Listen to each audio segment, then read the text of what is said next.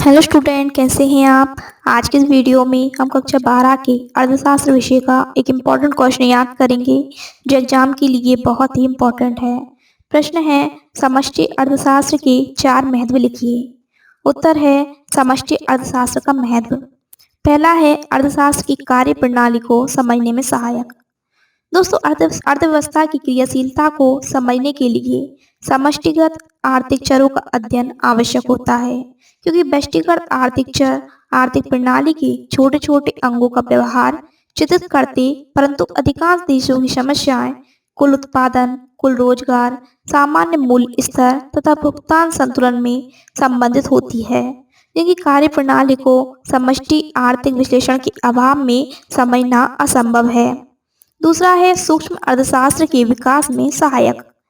दोस्तों, अधिकांशतः बहुत कम सूक्ष्म भावी समस्याएं ऐसी होती हैं जिनका समष्टिगत पहलू नहीं होता। अतः व्यक्तिगत समस्याओं के विश्लेषण हेतु बृहत अर्थशास्त्र का अध्ययन करना अनिवार्य है।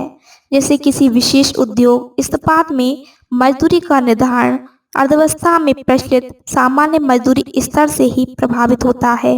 इस प्रकार बृहत आर्थिक विश्लेषण की सहायता से ही सूक्ष्म अर्थशास्त्र का विकास संभव है। अगला है आर्थिक नीति के निर्धारण में सहायक।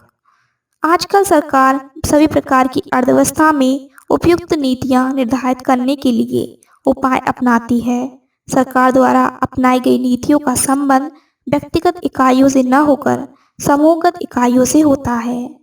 अगला है विकास नियोजन में सहायक। विकास नियोजन वर्तमान युग की सर्वाधिक उपयोगी पद्धति है।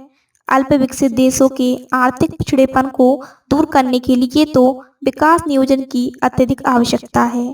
समष्टिगत धारणाओं के आधार पर ही नियोजन अधिकारी देश के वर्तमान एवं संभाव्य साधनों के संबंध में महत्वपूर्ण तथा एकत्र करता है तथा उन साधनों का विभिन्न प्रयोगों के बीच वितरण करता है। विकास परियोजनाओं का मूल्यांकन भी समष्टि मूल्य ही होता है।